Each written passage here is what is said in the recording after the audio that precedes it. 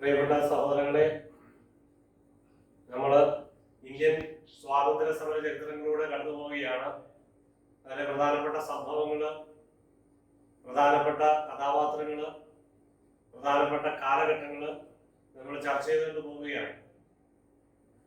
1919 മൊണ്ടാങ് Chelmsford reform, അതിനുശേഷം വന്ന ചില പ്രധാനപ്പെട്ട സംഭവങ്ങൾ നമ്മൾ കണ്ടു കഴിഞ്ഞു. ഇന്ന് നമ്മൾ ആരംഭിക്കുന്നത് ഖിലാഫത്ത് മൂവ്മെന്റോടുകൂടിയാണ്. Who was elected as the president of All India Khilafat Conference held in Delhi in 1919? മഹാത്മാഗാന്ധിയാണ് 1919 ഡൽഹിയിൽ നടന്ന ഖിലാഫത്ത് കോൺഫറൻസിൽ വെച്ച് പ്രസിഡന്റ് ആയിട്ട് തിരഞ്ഞെടുക്കപ്പെട്ടത്. ഇതെന്തായിരുന്നു ഈ ഖിലാഫത്ത് മൂവ്മെന്റ്? അത് ഇന്ത്യയിൽ എങ്ങനെയാണ്, ഇന്ത്യയിൽ അതിന്റെ പ്രാധാന്യവും സ്വാധീനവും എന്തൊക്കെയായിരുന്നു എന്ന് ഏതാനും ചില കാര്യങ്ങളോട് നമ്മൾ ഇവിടെ ചർച്ച ചെയ്യാണ്. The Indian Muslim movement 1919 to 1924. It was a pan-Islamic political protest campaign launched by Muslims of British India, led by Sawkat Ali. ഈ ഇന്ത്യൻ മുസ്ലിം മൂവ്മെന്റ് 1919 മുതൽ 24 വരെ നിലനിന്നിരുന്ന ഇന്ത്യൻ മുസ്ലിം മൂവ്മെന്റ് എന്തായിരുന്നു? അത് ഒരു pan Islamic political protest campaign. ഒരു pan എന്ന് പറഞ്ഞാൽ ഇന്ത്യ മുഴുവനായിട്ടുള്ള ഒരു ഇസ്ലാമിക് പൊളിറ്റിക്കൽ പ്രൊട്ടസ്റ്റ് ക്യാമ്പയിൻ. ആരൊക്കെയായിരുന്നു അത് നേതൃത്വപ്പെടുന്നത്? Shoukath Ali, Maulana Muhammad Ali ജൗഹാർ, Hakeem Ajmal Khan and Abdul Kalam Azad. ഇതിനു വേണ്ടിയായിരുന്നു to restore the Caliph of Ottoman Caliphate, who was considered the leader of Sunni Muslims as an effective political authority. അതായത് Ottoman caliphate എന്ന് പറഞ്ഞ Ottoman state restore ചെയ്യും. അതായത് Ottoman state എന്ന് പറഞ്ഞാൽ ഇന്ത്യയായിട്ട് ബന്ധപ്പെട്ടല്ല. ഇന്ത്യയിലെ മുസ്ലിങ്ങളും അവരുടെ ഒരു സൗത്ത് ഈസ്റ്റ് യൂറോപ്പിലും വെസ്റ്റേൺ ഏഷ്യയിലും ആ കാലഘട്ടത്തിൽ നിലനിന്നിരുന്ന ഒരു എംപയർ ആണ്. സുന്നി ഇസ്ലാമുകളുടെ ഒരു സെന്റർ ഒരു സ്റ്റേറ്റ് ആയിരുന്നു ഈ കാലിഫേറ്റ്. കാലിഫേറ്റ് എന്ന് പറഞ്ഞാൽ സ്റ്റേറ്റ് എന്നാണ്. ഇസ്ലാമിക് കാലിഫേറ്റ്, ഖിലാഫത്ത് എന്നറിയപ്പെടുന്നു അല്ലെ. 13ാം നൂറ്റാണ്ടിലാണ് ഓട്ടോമൻ, നമ്മുടെ ചരിത്രം ഒന്ന് നോക്കുക, ഓട്ടോമൻ എംപയർ. അതായത് ഞാൻ നേരത്തെ പറഞ്ഞു സൗത്ത് ഈസ്റ്റ് യൂറോപ്പിലും വെസ്റ്റേൺ ഏഷ്യയിൽ ആ ഒരു പ്രദേശം നിങ്ങൾ മാപ്പിൽ നോക്കുക, മനസ്സിലാക്കുക. തുർക്കി കേന്ദ്രമായിട്ടുള്ള ഒരു പ്രദേശം നിങ്ങൾ മനസ്സിലാക്കുക. ആ തുർക്കി കേന്ദ്രമായിട്ടുള്ള പ്രദേശത്ത് 13ാം നൂറ്റാണ്ടിൽ സ്ഥാപിതമായ ഒരു സാമ്രാജ്യമാണ് ഓട്ടോമൻ എംപയർ. അത് 20ാം നൂറ്റാണ്ട് വരെ, അതായത് ഈ കാലഘട്ടം വരെ അത് നിലനിന്നു. ഈ കാലഘട്ടത്തിൽ അത് ലിക്വിഡേറ്റ് ചെയ്യാണ്. ആ കാലിഫേറ്റ് ഓട്ടോമൻ എംപയർ തീർന്നു പോവുകയാണ്. അത് എങ്ങനെയാണ്? It was A protest. നമ്മൾ ഈ ഇന്ത്യൻ മുസ്ലിം മൂവ്മെന്റ് ആണ് നമ്മൾ കണ്ടത്. അത് ഉണ്ടായിരുന്നു to restore the caliph of Ottoman caliphate. Ottoman കാലിഫേറ്റിലെ അതിന്റെ ഭരണം റീസ്റ്റോർ ചെയ്യുക. Who was considered the leader of Sunni Muslims? Sunni മുസ്ലിമിന്റെ ലീഡർ ആയിരുന്നു, അല്ലെങ്കിൽ അവരുടെ കേന്ദ്രമായിരുന്നു. അത് അവരുടെ ഒരു പൊളിറ്റിക്കൽ അതോറിറ്റി ആയിരുന്നു ഈ ഓട്ടോമൻ എംപയർ, അല്ലെങ്കിൽ ഈ കാലിഫേറ്റ്, ഓട്ടോമൻ കാലിഫേറ്റ് എന്ന് പറയുന്നത്.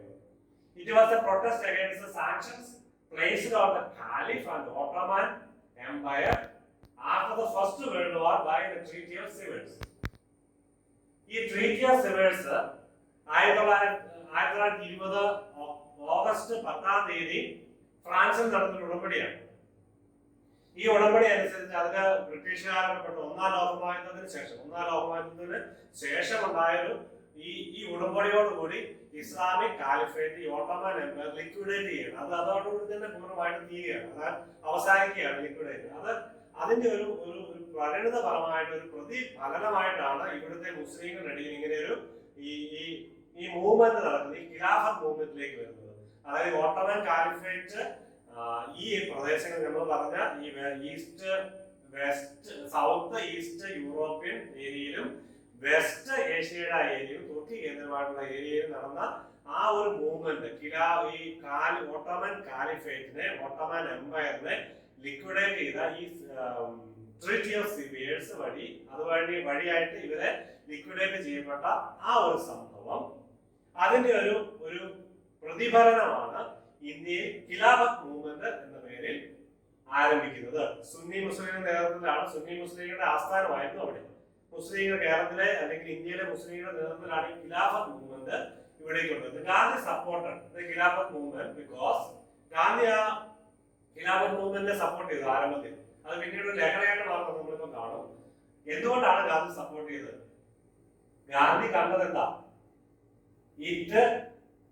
It as a way to convince Muslim Indians to support Indian nationalism. ഈ ഇന്ത്യൻ മുസ്ലിമുകളെ ഈ ഇന്ത്യൻ നാഷണൽ മൂവ്മെന്റിനെ സപ്പോർട്ട് നേടുന്നതിന് വേണ്ടി, അവരുടെ കൂടുതൽ സ്വാധീനം അല്ലെങ്കിൽ അവരുടെ താല്പര്യം ഇന്ത്യൻ നാഷണൽ മൂവ്മെന്റിലേക്ക് കൊണ്ടുവരുന്നതിന് വേണ്ടിയാണ് ഗാന്ധി ഖിലാഫത്ത് മൂവ്മെന്റിനോട് ചേർന്ന് അവരുടെ ഒരു മൂവ്മെന്റിൽ സപ്പോർട്ട് ചെയ്യുന്നത്.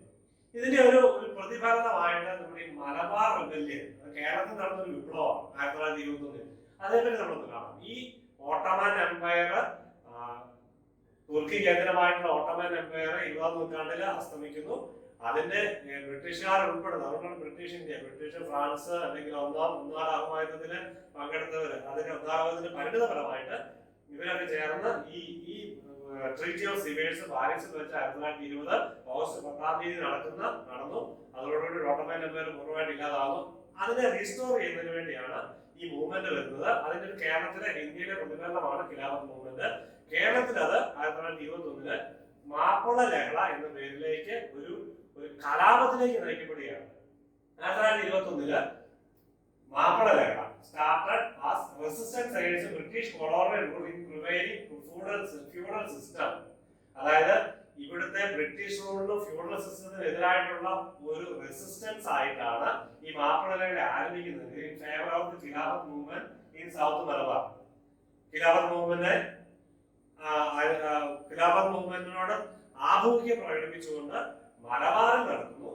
ബട്ട് എൻഡഡ്, ആരംഭത്തിൽ ഇത് ബ്രിട്ടീഷ് കൊളോണിയൽ റൂളിനും അന്നത്തെ നിലനിന്നിരുന്ന ഫ്യൂഡൽ വ്യവസ്ഥിതിക്കും ജന്മിത്ത വ്യവസ്ഥിതിക്കും ഒക്കെ എതിരായിട്ടാണ് ആരംഭിച്ചതെങ്കിലും, ഖിലാഫത്ത് മൂവ്മെന്റിന് അനുകൂലമായിട്ടുള്ള ഒരു പ്രവർത്തനമായിട്ട് ആരംഭിച്ചതെങ്കിലും, പിന്നീട് അതൊരു communal violence between Hindus and Muslims, രണ്ട് പ്രധാനപ്പെട്ട മതങ്ങൾ തമ്മിലുള്ള വിശ്വാസികൾ തമ്മിലുള്ള ഒരു സംഘർഷത്തിലേക്ക്, കമ്മ്യൂണൽ വയലൻസിലേക്ക് അത് നയിക്കപ്പെടുകയാണ് മലബാറിൽ. There were a series of clashes between the Mapla peasantry and their landlords, supported by British. The landlords support ചെയ്ത ബ്രിട്ടീഷുകാരും അവരുടെ ലാൻഡ്ലോർഡ്സും അന്നത്തെ ജന്മിമാരും മാപ്പിളമാരുമായിട്ട് യുദ്ധം നടന്ന് throughout the 19th and early 20th centuries. ആ കാലഘട്ടത്തിൽ 19ാം നൂറ്റാണ്ട് അവസാനം 20ാം നൂറ്റാണ്ട് ആരംഭത്തിലും ഇങ്ങനെയുള്ള പല ക്ലാഷുകളും ഉണ്ടായിരുന്നു. ലാൻഡ്ലോർഡ്സ് ബ്രിട്ടീഷുകാരുടെ സപ്പോർട്ടോടുകൂടിയാണ് ജന്മിത്വം പലപ്പോഴും നിലനിന്നിരുന്നത്. അവർക്കെതിരെ ഈ മാപ്പിള പെസൻട്രി അന്നത്തെ കർഷകരുടെ നേതൃത്വത്തില്, മാപ്പിളമാരുടെ നേതൃത്വത്തില് അല്ലെങ്കിൽ മുസ്ലിങ്ങളുടെ നേതൃത്വത്തിലുള്ള ക്ലാഷുകളൊന്നും ഉണ്ടായിരുന്നു ആ കാലഘട്ടത്തില്. In the initial stage of the movement had suffered more than Gandhi നമ്മൾ ആരംഭത്തിലെ ഈ മൂവ്മെന്റിനെ ഗാന്ധി സപ്പോർട്ട് ചെയ്തു. അതിന്റെ കാരണം നമ്മൾ കണ്ടു. But the Mappila attacked and to control the police station. പിന്നീട് അത് ഒരു കലാപത്തിലേക്ക് വരികയാണ്. അവർ അറ്റാക്ക് ചെയ്യുന്നതിലേക്ക് അല്ലെങ്കിൽ ഒരു വിപ്ലവത്തിലേക്ക് നയിക്കുകയാണ്. പോലീസ് സ്റ്റേഷൻ ആക്രമിച്ചു, ബ്രിട്ടീഷ് ഓഫീസേഴ്സ് ആക്രമിച്ചു, കോർട്ടുകൾ ആക്രമിച്ചു, ഗവൺമെന്റ് ട്രഷറീസ് ഒക്കെ ആക്രമിച്ചു. പിന്നീട് ആക്രമണത്തിലേക്ക് വരികയാണ്. ഇനി അത് ശക്തമായ ആക്രമണമാണ്. പിന്നീട് അത് മുസ്ലിങ്ങളുടെയും ഹിന്ദുക്കളും തമ്മിലുള്ള വലിയ സംഘർഷമായിട്ട് ലഹളയായിട്ട് മാറി. ഒത്തിരി ഹിന്ദുക്കൾ കൊല്ലപ്പെട്ടതായിട്ടാണ് ചരിത്രങ്ങൾ സാക്ഷ്യപ്പെടുത്തുന്നത്. അതിനെപ്പറ്റി നിങ്ങൾ ഡീറ്റെയിൽ ആയിട്ട് പഠിക്കുക. ഈ കാലഘട്ടത്തില് ഇതിനെപ്പറ്റിയുള്ള ഒരു 1921 എന്ന് പറയുന്നത് ഈ 100 വർഷം പൂർത്തിയാകുകയാണ്. അപ്പൊ 100 വർഷം പൂർത്തിയാകുമ്പോൾ ഇതിനെ സംബന്ധിച്ചൊരു സിനിമയൊക്കെ വരാനുള്ള പ്ലാനൊക്കെ ഉണ്ടാണ്. അതിനെപ്പറ്റിയൊക്കെ ഒത്തിരി വിവാദങ്ങൾ ഈ സമയത്ത് നടന്നുകൊണ്ടിരിക്കുകയാണ്. അപ്പൊ ഈ ഒരു വിഷയം നിങ്ങൾ കൂടുതൽ പഠിച്ചിട്ടുണ്ട്, കേട്ടിട്ടുണ്ട്. അപ്പൊ നിങ്ങൾ ഇതിനെപ്പറ്റി ഒന്ന് വിശദമായിട്ട് ആനുകാലിക സംഭവമായിട്ട് വിലയിരുത്തി ഇതിനെപ്പറ്റി ഒന്ന് പഠിക്കുക. ഓക്കെ, അപ്പൊ നിങ്ങൾ അനുബന്ധിച്ചിരുന്ന ഒരു ട്രാജഡിയിലേക്ക് ഞാൻ കിടക്കുകയാണ്. Wagon tragedy. എന്തായിരുന്നു വാഗൺ ട്രാജഡി എന്ന പേര് അറിയപ്പെടുന്നത്? Prisoners had been taken into custody following the Mappila ലഹള. അപ്പൊ മാപ്പിള ലഹളയോടനുബന്ധിച്ച് കുറെ പേര് ബ്രിട്ടീഷുകാരെ പിടിച്ചു, അവരെ തടവുകാരാക്കി മലപ്പുറത്തിന്റെ വിവിധ ഭാഗങ്ങളായിട്ട്. 1921 November 10 when the uprising near അതിന്റെ അവസാനത്തിലേക്ക് ഈ ലഹള അടിച്ചമർത്തി അല്ലെങ്കിൽ അവസാനത്തിലേക്ക് എത്തിയ സമയത്ത് 100 പേര് Muslim revolutionary central train from Tirur to ബെല്ലാരിയിലേക്ക് 100 പേരെ ട്രെയിനിൽ അയച്ചു. പ്രിസണേഴ്സ് ആയിട്ട് പിടിച്ച് ബെല്ലാരി ജയിലിലേക്ക് അയക്കുകയാണ്. ബെല്ലാരിയിലേക്ക് അവരെ പിടിച്ച് തടവുകാരായിട്ട് കൊണ്ടുപോയാണ്. അവർ തിരിച്ചുള്ള യാത്രയിൽ, അതായത് തൊട്ടടുത്ത് തന്നെ അവർ തിരിച്ചു വന്നു. On 20th November 1921, 20th of November 1929, 64 of 100 rebels, നേരത്തെ 100 പേരാണ് കൊണ്ടുപോയത്, തിരിച്ച് 64 പേര് suffocated death in a closed railroad wagon. ട്രെയിനിലാണ് കൊണ്ടുവന്ന ഒരു വാഗണിലാണ് ഇവരെ കൊണ്ടുവരുന്നത്. അതിന്റെ സഫോക്കേഷൻ, വായു സഞ്ചാരമില്ലാതെ അതിന്റെ അകത്ത് ശ്വാസം മുട്ടി 64 പേര് മരിക്കുകയാണ്. അതിനെയാണ് വാഗൺ ട്രാജഡി എന്ന് പറയുന്നത്. 1921 നവംബർ 20 വാഗണിൽ വെച്ച് പ്രിസണേഴ്സ് കൊല്ലപ്പെടുന്നു. ഹിസ്റ്റോറിയൻ സോമൻ സർക്കാർ referred it was a black hole of Pondanur. Black hole tragedy ഒക്കെ നിങ്ങളത് ഓർക്കുക, നേരത്തെ നമ്മൾ പഠിച്ചതാണ് ബ്ലാക്ക് ഹോൾ ട്രാജഡി.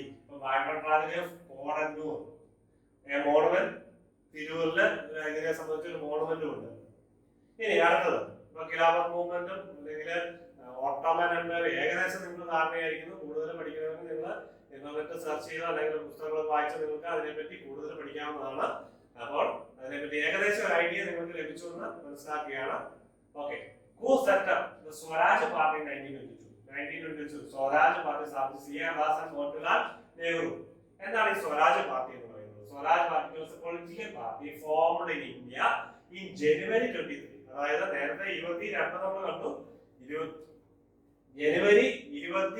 ഡിസംബർ 22-ാം തീയതിയാണ് അത് സെറ്റപ്പ് ചെയ്തത്. ഇത് നിലവിൽ വരുന്നത് ജനുവരി 23-ലാണ്. ഡിസംബർ 22-ന് ഗയ കോൺഫറൻസിൽ വെച്ചാണ് സ്വരാജ് പാർട്ടി അനൗൺസ് ചെയ്യുന്നത്.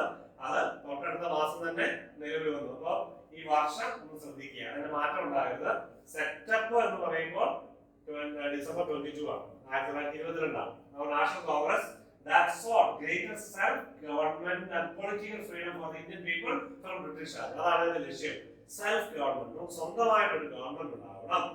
അതോടൊപ്പം തന്നെ എങ്ങനെയാണ് ഗവൺമെന്റ് ഉണ്ടാവുന്നത്? ബ്രിട്ടീഷ് രാജ്യത്തിൽ നിന്നും സ്വാതന്ത്ര്യം കിട്ടിയാലേ ഗവൺമെന്റ് ഉണ്ടാവുള്ളൂ. ബ്രിട്ടീഷ് രാജ്യത്തിൽ നിന്നും സ്വാതന്ത്ര്യം കിട്ടി നമുക്കൊരു സെൽഫ് ഗവൺമെന്റ് ഉണ്ടാവണം. അതാണ് ഈ സ്വരാജ് പാർട്ടിയുടെ ലക്ഷ്യം. അതിന്റെ മോട്ടിലാൽ നെഹ്റുവും C.R. ദാസുമാണ് അതിന്റെ സ്ഥാപക നേതാക്കളായിട്ട് അറിയപ്പെടുന്നത്. When was the non-cooperation movement? Okay, the non-cooperation movement from 20 to 22. അത് എന്നായിരുന്നു non-cooperation movement? 1920 മുതൽ 1922 വരെ. It was led by Gandhi. ഈ non-cooperation movement എന്തായിരുന്നു? It aimed to resist the British occupation of India through non-violent means. Non-cooperation movement നിസ്സഹകരണ പ്രസ്ഥാനം എന്തായിരുന്നു? Resist Indian occupation of India, British occupation of India. Resist ചെയ്യുക, British occupation അതായത് British ആധിപത്യത്തെ എതിർക്കുക. എങ്ങനെയാണ്? Non violent മീൻസിലൂടെ, അഹിംസയിലൂടെ British ആധിപത്യത്തെ എതിർക്കുക എന്നുള്ളതാണ് non cooperation movement. 1920 മുതൽ 22. എന്തുകൊണ്ടാണ് 22-ന് ഇത് ഗാന്ധി പിൻവലിക്കാനുള്ള കാരണം ഇപ്പോൾ നമ്മൾ ചർച്ച ചെയ്യും. അത് ഗാന്ധിയുടെ ഒരു ആശയമായിരുന്നു. ചൗരി ചൗര മാസക്കർ 1922 ഫെബ്രുവരി 5-ാം തീയതി ഉത്തർപ്രദേശിലെ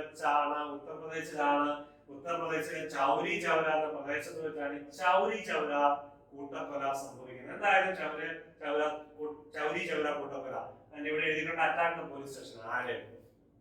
ഓൺ ഫെബ്രുവരി 4-ാം തീയതി 1922 ഫെബ്രുവരി 4-ാം തീയതി when a large group of protesters participating in non-cooperation movement. എന്താണ് non-cooperation movement? ലക്ഷ്യത്തിന്റെ വഴി non-violence, അഹിംസ. പക്ഷേ ഇവിടെ ഇതാ large group of protesters participate non-cooperation മൂവ്മെന്റിന് ഒരു വലിയ നമ്പർ ജനങ്ങള് 1922 കൂടി. കൂടി കഴിയുമ്പോൾ ആളുകളുടെ സ്വഭാവം മാറി.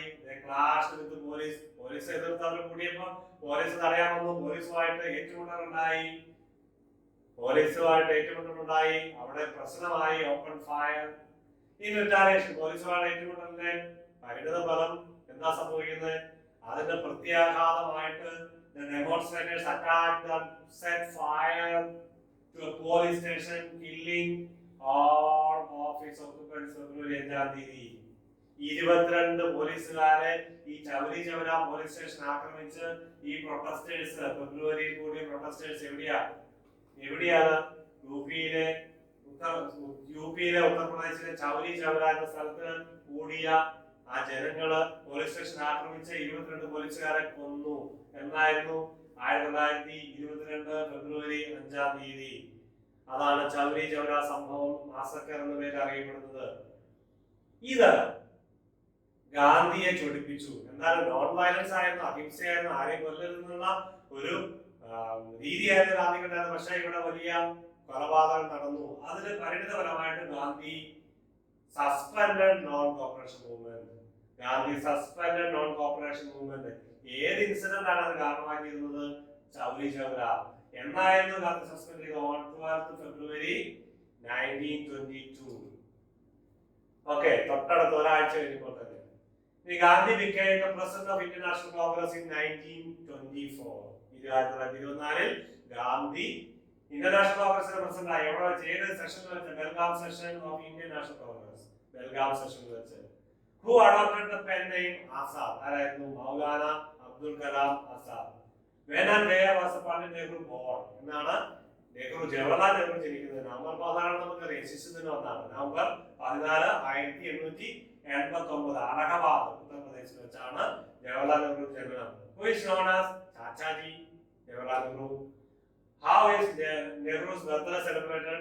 Children's Day. നമുക്കറിയാം. Who wrote the book Glimpses of World History and Discovery of India? Pandit Jawaharlal Nehru. Who said the word Jai Jawan, Jai Kisan? ആ പേര്, ആ ഒരു മുദ്രാവാക്യം ഉയർത്തിയതാരാ? ലാൽ ബഹദൂർ ശാസ്ത്രി. ആരായിരുന്നു ലാൽ ബഹദൂർ ശാസ്ത്രി? ഇന്ത്യയുടെ രണ്ടാമത്തെ പ്രൈം മിനിസ്റ്റർ. ജവഹർലാൽ നെഹ്റു 1964 മരിക്കുന്നു. 64 ശേഷം 64 എന്നാണ് ജവഹർലാൽ നെഹ്റു മരിക്കുന്നത്? മെയ് മാസം 20 കണ്ടുപിടിക്കുക. നിങ്ങളെ ശ്രദ്ധിച്ച് കണ്ടുപിടിക്കുക. ജവഹർലാൽ നെഹ്റു എന്നാണ് മരിക്കുന്നത്. തീൻമൂർത്തി ഭവനിൽ വെച്ച് 1964. അതിനുശേഷം ലാൽ ബഹദൂർ ശാസ്ത്രിയാണ്. അതിനുശേഷം ഒരു ചെറിയ കാലത്തേക്കൊരു പ്രധാനമന്ത്രി വന്നു. പക്ഷെ ലാൽ ബഹദൂർ ശാസ്ത്രി ഉടൻ തന്നെ പ്രധാനമന്ത്രി. ലാൽ ബഹദൂർ ശാസ്ത്രി ഇന്ത്യയും പാകിസ്ഥാനും തമ്മിലുള്ള യുദ്ധത്തിന് ശേഷം താഷ്കണ്ടിൽ വെച്ച് മരിക്കുന്നു. എന്താണെന്നുള്ളത് നിങ്ങൾ കണ്ടെത്തുക. നിങ്ങളുടെ പഠനത്തിന്റെ വിഷയമായിട്ട് ഞാൻ വിടുകയാണ്. ലാൽ ബഹദൂർ ശാസ്ത്രി ഇന്ത്യയുടെ രണ്ടാമത്തെ prime minister. Okay. Who was called the Grand Old Man of India? Dadabhai നവറോജിയാണ് grand old man of India എന്ന പേരിൽ അറിയപ്പെടുന്നത്. Who were the members of Hindustan Socialist Republican Association? പ്രധാനപ്പെട്ട നേതാക്കൾ ആരൊക്കെയായിരുന്നു? Chandrasekhar Azad, Bhagat Singh, Sukhdev Rajguru. They believe in violent methods. ഗാന്ധിയുടെ നോണാഹിംസ അല്ല അവരുടെ താല്പര്യം ഉണ്ടായിരുന്നത്. ഇവര് ഈ ഹിന്ദുസ്ഥാൻ സോഷ്യലിസ്റ്റ് റിപ്പബ്ലിക്കൻ അസോസിയേഷൻ വിശ്വസിച്ചിരുന്ന ഗാന്ധിയുടെ അഹിംസയോടൊന്നും രക്ഷപ്പെടില്ല. They believed in violent methods. അറ്റാക്കിലൂടെ മാത്രമേ മുന്നോട്ട് പോകാൻ പറ്റുള്ളൂ ആര് വിശ്വസിച്ചത്? Hindustan Socialist Republican Association. Who founded Home Rule League? സ്ഥാപിച്ചത് ആനി ബസന്റ്. Then എന്താണ് Home Rule League? The Indian Home Rule League movement was a movement in British India on the lines of Irish Home Rule movement and other Home Rule movement. Irish Home Rule movement ചുവട് പിടിച്ചുകൊണ്ട് ഇന്ത്യയിൽ ആരംഭിച്ച movement ആണ് Indian Home Rule movement. The movement lasted around 2 years between 1916 and 18. 1916 മുതൽ 18 വരെ ഇത് നിലനിന്നു. To have set the stage for independent movement. Indian independent movement ഒരു സ്റ്റേജ് ഉണ്ടാക്കുക, അതിനൊരു അവസരം സ്ത്രീകൾക്ക് കൂടെ ഉണ്ടാക്കുക. Under the leadership of Annie Besant and ബാലഗംഗാധരത്തില് to educate English speaking upper class Indians. ഇവരെ ഈ ആനി ബസന്റിന്റെയും ബാലഗംഗാധരത്തിന്റെയും നേതൃത്വത്തിൽ to educate English speaking upper class Indians. ഇന്ത്യയിലെ മുകൾ തട്ടിലുള്ള മേൽത്തട്ടിലുള്ള ഈ ഇന്ത്യക്കാരെ എഡ്യൂക്കേറ്റ് ചെയ്യുക. എന്തിനു വേണ്ടിയാ? To set up a stage for independence movement. നമ്മുടെ സ്വാതന്ത്ര്യ സമര സമരത്തിലേക്ക് ഒരു പ്രത്യേക ഒരു സാഹചര്യം ഉണ്ടാക്കി ഇവരെല്ലാവരെയും കൂടെ വിളിച്ചേർക്കുന്നതിന് വേണ്ടി 1921 All India Home Rule League ഇത് എന്തായിട്ട് മാറി? സ്വരാജ്യ സഭയായിട്ട് മാറി. 1921 Home Rule League changed its name to Swarajya Sabha. Okay. The first woman president of international കോൺഗ്രസിന്റെ ആദ്യത്തെ വനിതാ പ്രസിഡന്റ് ആരായിരുന്നു? Annie Besant. 1917 Annie Besant. Annie Besant ആരായിരുന്നു? ഒരു മലയാളിയായ ഇന്ത്യക്കാരി ആയിരുന്നില്ല Annie Besant. She was a British socialist, theosophist, women's right activist. സ്ത്രീകളുടെ അവകാശത്തിന് വേണ്ടി പോരാടുന്ന വ്യക്തിയായിരുന്നു, എഴുത്തുകാരിയായിരുന്നു, പ്രസംഗകയായിരുന്നു, ഒരു വിദ്യാഭ്യാസ പ്രവർത്തകയായിരുന്നു, അധ്യാപികയായിരുന്നു, ഫിലാന്തോപ്പിസ്റ്റ്. ഈ ആനി ബെസന്റ് ആരായിരുന്നു? 1847 മുതൽ 1933 അവർ മരിക്കുന്നത്. 1847 ജനിക്കുന്നു, 1933 മരിക്കുന്നു. Regarded as A champion of human freedom, മനുഷ്യ സ്വാതന്ത്ര്യത്തിന്റെ ഒരു ചാമ്പ്യൻ എന്നാണ് അറിയപ്പെട്ടിരുന്നത്. She was an ardent supporter of both Irish and Indian self-rule. സ്വയം ഭരണത്തിന് വേണ്ടി സപ്പോർട്ട് ചെയ്ത ഒരു ബ്രിട്ടീഷ് ആയിരുന്നു Annie Besant. She was a prolific author with over 300 books and pamphlets. എന്ന് പറഞ്ഞാൽ ഈ കൈപുസ്തകം, കൊച്ചു പുസ്തകങ്ങളൊക്കെ ചെറിയ ലീഫ്ലെറ്റുകൾ. അപ്പോൾ ഇത്ര 300ഓളം പുസ്തകങ്ങളും ചെറിയ ലീഫ്ലെറ്റുകളും എഴുതിയ ഒരു വ്യക്തിയായിരുന്നു. ഈ ഒരു വിദ്യാഭ്യാസ പ്രവർത്തക എന്നുള്ള രീതിയിൽ ഇവരുടെ പ്രവർത്തനമാണ് ബനാറസ് ഹിന്ദു യൂണിവേഴ്സിറ്റി ഒക്കെ സ്ഥാപിക്കുന്നതിന് സഹായമായി തീർന്നത് ആനി ബെസന്റിന്റെ ഒരു പ്രവർത്തന ഫലമായിട്ട്. അപ്പോൾ ആനി ബെസന്റ് ഇന്ത്യ ചരിത്രത്തിലെ ഒരു പ്രധാനപ്പെട്ട വ്യക്തിയാണ്. ഇന്ത്യൻ നാഷണൽ മൂവ്മെന്റിന് കോൺഗ്രസിന്റെ പ്രസിഡന്റ് ആയിട്ട് തന്നെ സപ്പോർട്ട് ചെയ്ത ഒരു ബ്രിട്ടീഷ് വനിതയാണ് Annie Besant. Name the leader who was responsible for the awakening of women of India. Sarojini Naidu. സ്ത്രീകളുടെ ഉന്നമനത്തിന് വേണ്ടി, സ്ത്രീകളെ മുൻനിരയിലേക്ക് കൊണ്ടുവരുന്നതിന് വേണ്ടി പ്രവർത്തിച്ച ഇന്ത്യൻ വുമൺ ആയിരുന്നു സരോജിനി നായിഡു. എന്ന് കേട്ടിട്ടുണ്ടാവും. Who wrote the following collections of poems. ഒരു കവയിത്രി ആയിരുന്നു സരോജിനി നായിഡു. അവരുടെ പുസ്തകങ്ങളാണ് The Broken Wing, The Word of Time, The Magic Tree. ഇതൊക്കെ സരോജിനി നായിഡുവിന്റെ പുസ്തകങ്ങളായിരുന്നു. സരോജിനി നായിഡു എന്താണ് അറിയപ്പെട്ടിരുന്നത്? ഭാരതീയ Kokila, The Nightingale of India. ഭാരതീയ കോകില. കോകില എന്ന് പറഞ്ഞാൽ കുയിൽ അല്ലേ? അപ്പോൾ ഭാരതത്തിന്റെ കുയിൽ എന്ന പേരിൽ അറിയപ്പെടുന്നത് നൈറ്റിംഗേൽ ഓഫ് ഇന്ത്യ അല്ലേ? The first Indian woman president of Indian National Congress. നേരത്തെ Sarojini Naidu first woman president of Indian national Congress ആയിരുന്നു. ഇത് first Indian woman president of Indian national Congress.